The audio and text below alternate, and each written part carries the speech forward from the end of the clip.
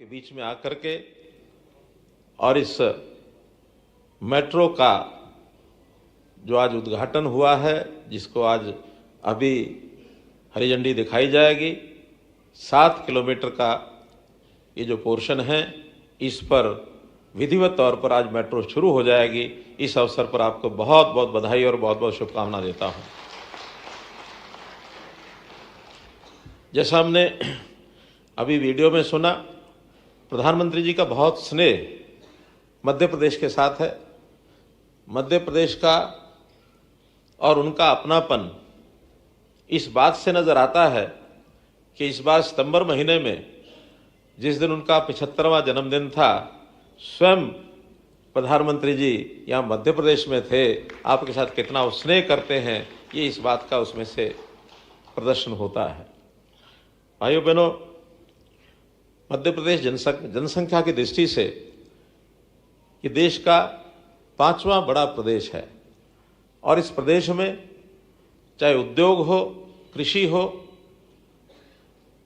अथवा अन्य सब विकास के जितने भी आयाम हैं, एक से एक बढ़कर के लगातार पिछले वर्षों में जिस प्रकार से ऊंची गति को प्राप्त कर रहे हैं, उसमें से यहाँ के लोगों को सुविधाएं कैसे बढ़ें, कैसे उनको खुशहाल बनाया जाए और साथ ही उद्योग की दृष्टि से भी मध्य प्रदेश एक पसंदीदा राज्य ये दुनिया के निवेशकों के लिए, भारत के निवेशकों के लिए बना है। उद्योग बड़ी मात्रा में लग रहे हैं। प्रदेश जैसे आगे प्रगति कर रहा है, वैसे ही यहाँ के खुशहाल लोग शहरों की तरफ आगे बढ़ रहे हैं। ग्रामीण क्षेत्र से लोग पलायन करके अपने रोजगार के लिए, शिक्षा के लिए, अन्य किसी भी कारणों से शहरों की तरफ आ रहे हैं। तो जैसे देश का अर्बनाइजेशन बढ़ रहा है, वैसे प्रदेश का अर्बनाइजेशन भी बढ़ रहा है। जब आबादी बढ़ती है, उनकी मूलभूत आवश्यकताओं में से पहली आवश्यकता आवास होती है। आवास के साथ इंफ्रास्ट्रक्चर, फिर यहाँ की जो अन्य सेवाएं, मूलभूत सेवाएं हैं, पानी है, बिजली है, स्वास्थ्य सेवाएं हैं, स्वच्छता की सेवाएं हैं और साथ में मोबिलिटी, यातायात के साधन।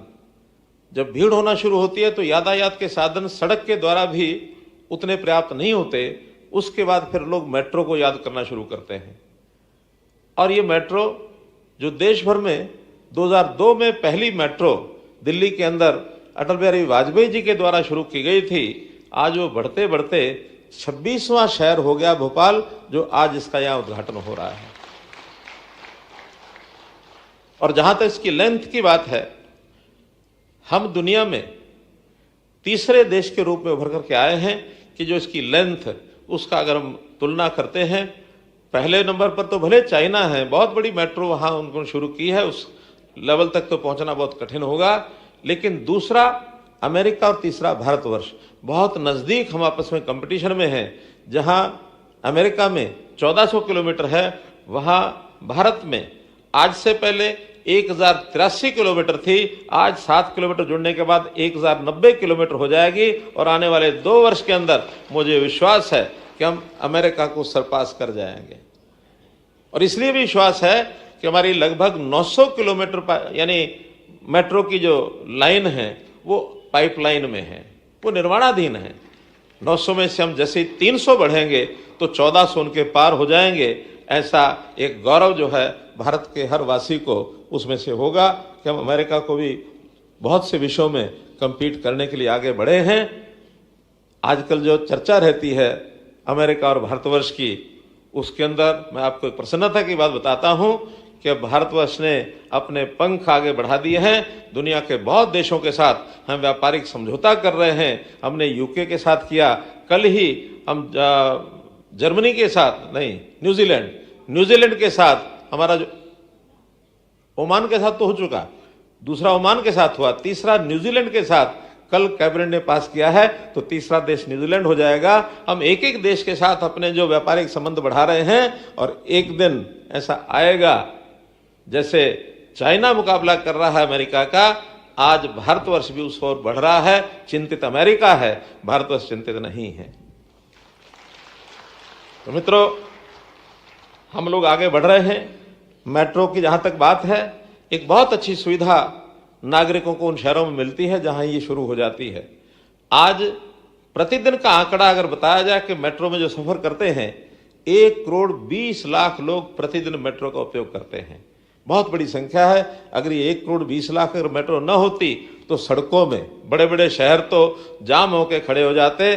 दिल्ली अकेला, जिसके अंदर 70 लाख लोग डेली इस पर ट्रैवल करते हैं, 400 किलोमीटर अकेले दिल्ली के अंदर मेट्रो का और जो है प्रचलन वो है। तो इस अवसर पर हमारे इन शहरों में भी, भोपाल हो अथवा इंदौर हो, भोपाल की तो आज संचालन शुरू हो गया, इंदौर में भी हमारी गति आगे बढ़ रही है। एक लाइन वहां पिछले कुछ समय से एक विवाद में अटकी हुई थी, उसका एक पोर्शन ये एलिवेटेड बनाया जाए या अंडरग्राउंड बनाया जाए, कभी कभी मत मिलते नहीं हैं। केंद्र के हमारा जो मेट्रो का संचालन देखने वाले लोग और हमारे मध्य प्रदेश के लोग आपस में थोड़ा विवाद था, लेकिन आज उस विवाद को हमने निपटा दिया है। मध्य प्रदेश की बात मान करके कि वो 7 किलोमीटर को अंडरग्राउंड करेंगे, उसमें जो खर्च आएगा जिसके जिम्मे जो आएगा आएगा, लेकिन इस विवाद को खत्म किया है। और जो इंदौर है इसमें बहुत जल्दी ये जो लाइन है शुरू हो जाएगी, ऐसा आपको मैं विश्वास दिलाता हूं। मित्रों, इस मेट्रो के कारण से लोगों का समय बचता है, साधन बचता है, और सबसे बड़ी बात, पर्यावरण को बनाए रखने के लिए, प्रदूषण न हो, इसके लिए मेट्रो का बहुत बड़ा योगदान है।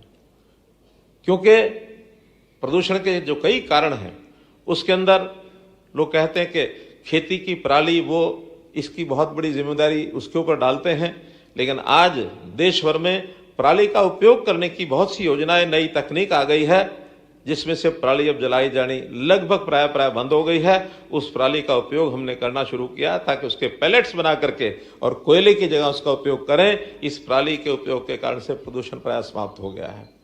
दूसरा विषय आता है कंस्ट्रक्शन का। अभी कंस्ट्रक्शन भी, चूंकि ये भी महुआ के अंतर्गत भवन निर्माण की जो सारी विधियां, कलाएं हैं, वो हमारे इस विभाग में ही आती हैं। तो कल ही एक नरेडको जो एसोसिएशन है, नरेडको, उनके यहाँ बहुत से स्टेक होल्डर्स, ऐसे रियल स्टेट के जो लोग आए हुए थे, उनके साथ चर्चा करके कि कैसे हम अपने प्रदूषण को कम कर सकते हैं। उसको कम करने के लिए नई नई विधियां ऐसी इजाद हो रही हैं। एक विधि चाइना ने उसका उपयोग किया है, वो है प्रीफैब कंस्ट्रक्शन, अर्थात पूरे मकान की बनी बनाई दीवारें हैं, उसके बीम्स हैं, उसके पिलर्स हैं, उसकी खिड़कियां हैं, अलमारियां हैं, दरवाजे हैं, वो सब शहर से दूर 100-200 किलोमीटर दूर जाकर के वहां उसको बनाया जाता है। सीमेंट से, सरिये से, स्टील से सब उसका उपयोग करते हैं।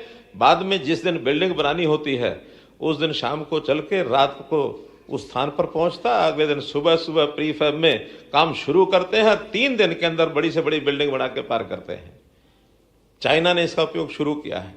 एक मेट्रो स्टेशन प्रीफैब से केवल 1 दिन में मेट्रो स्टेशन बना दिया गया। ये उस विधि का एक चमत्कार है। और एक दूसरी नई विधि जिसका उपयोग अभी प्रारंभिक चरणों में है, अभी उसका, जिसको कहना चाहिए कि उसका केवल रिसर्च ही हुई है। रिसर्च में क्या है, 3D camera building construction. 3D का एक मैप बनाया जाता है और उसमें जितना भी कंक्रीट, उसका एक मसाला बना करके दूर से ट्रक में लाया जाता है, उस मशीन के अंदर डाला जाता है। उस डिजाइन के हिसाब से वो अपनी दीवारें, अलमारियां, खिड़की, जो कुछ बनाना है उसका बना करके वो बाहर हो जाते हैं। कोई मैन पावर उस पर लगती नहीं है।